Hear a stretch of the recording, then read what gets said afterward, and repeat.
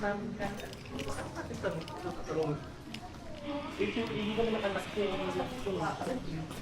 sa siya pa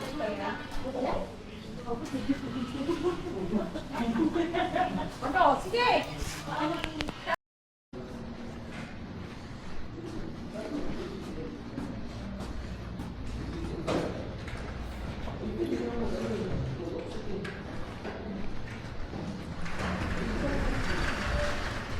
Mabili ko na pala charger mo. Sabihan ka ba si Chef Edwin? Andiyan ba? Opo, pero nagsabi naman yun na may meeting na daw po 20 o'clock. Bang pwede picturean yung mga gawa namin?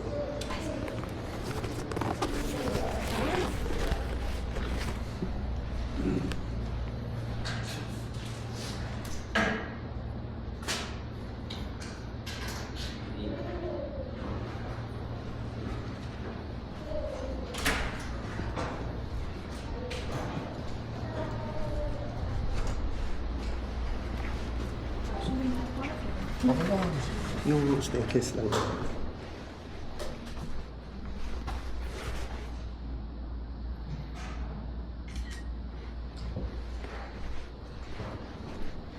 Saka hindi na lang, ma'am.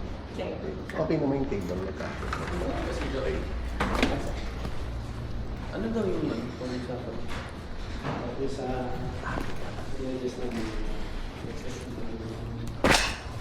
Hindi, ma'am, hindi ito.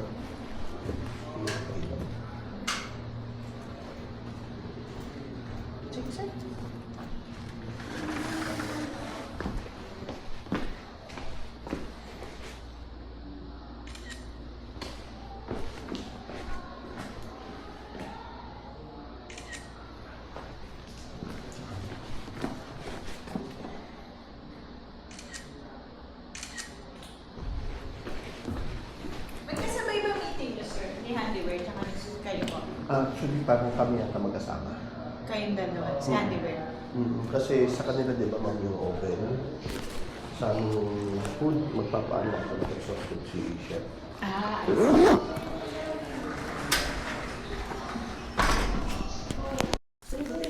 Sir, ano ba yung...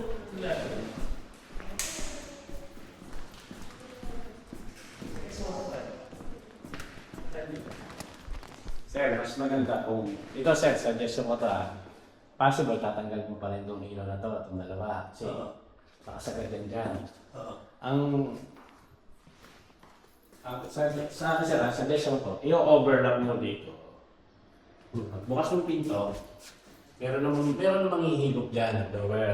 Pagbukas mo ng pinto sir, dapat yung tatapon ng init, makukuha pa rin niya.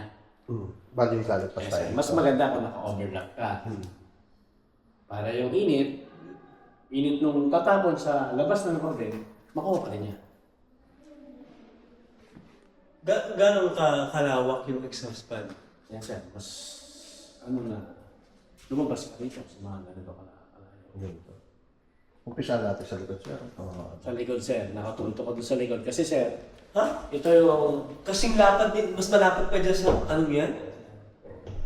Nasa sa naman na in your experience, kung Bakit kay SNR, ang lalaki ng mga ganito niya, pero never siya nagkaroon ng...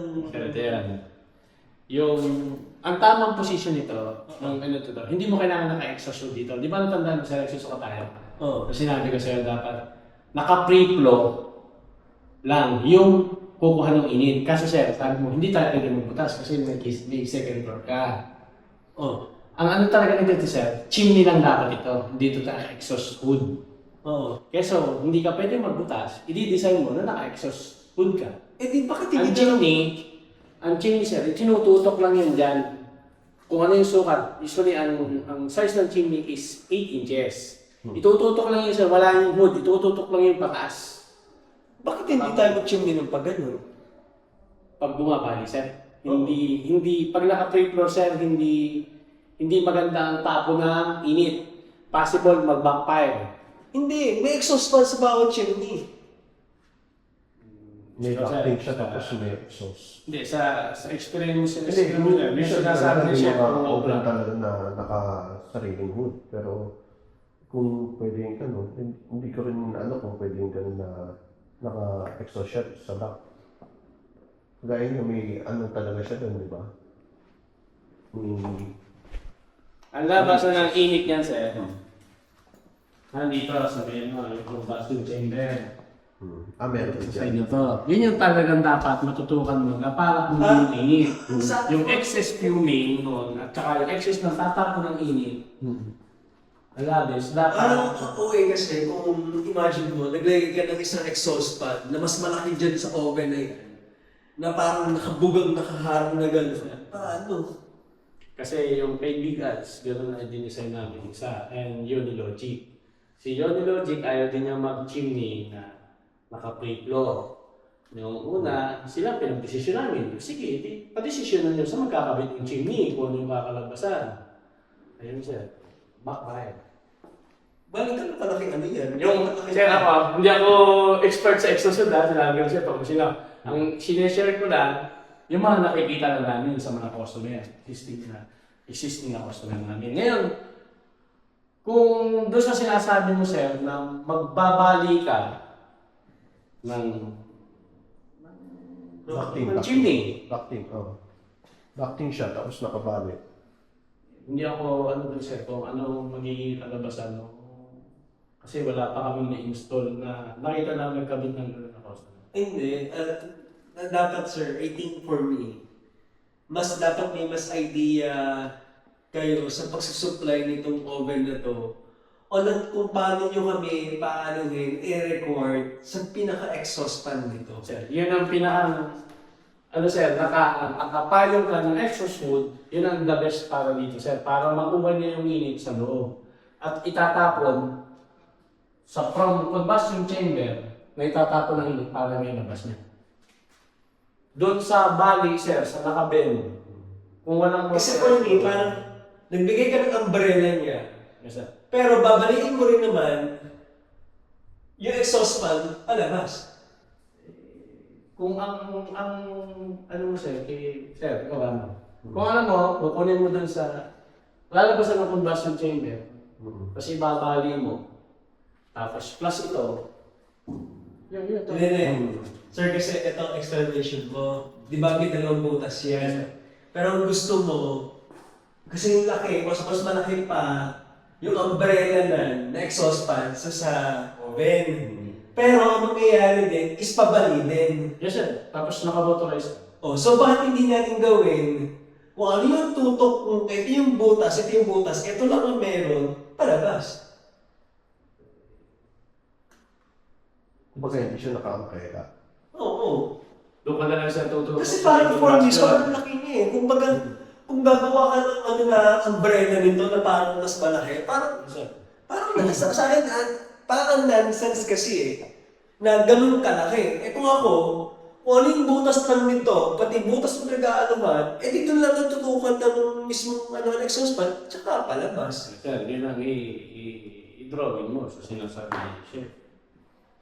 Makakatipid ka ng materialis doon. Sir, hindi mo mabigay Hindi kasi. I mean, hindi mo kailangan sabihin sa amin para mahatipid. Hindi, okay naman sir. Hindi ka lang gagawin mo doon eh.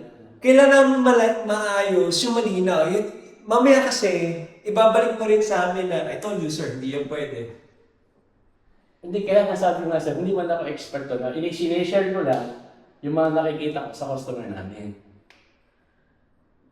Pero kung susundin talaga to, yung tamang naka-print flow lang talaga yan siya pataas. Parang kasi sir, parang umorder kami ang hirap kasi, parang umorder kami ng oven na ang magiging basis lang is kasi ganito ginawa ng aming supplier sa oven din na in-order. Parang sa akin, ang kailangan mo malaman is how kapag ganito ang singing kababa, ano ang tamang exhaust fan or ventilation na dapat mangyari. Dapat yun nalalaman namin ahead of time. So check ko lang iba ko. Sige sir. Tatandaan mo sir, dahil hindi ko sa pag-isip. Diba, nagsasalis ako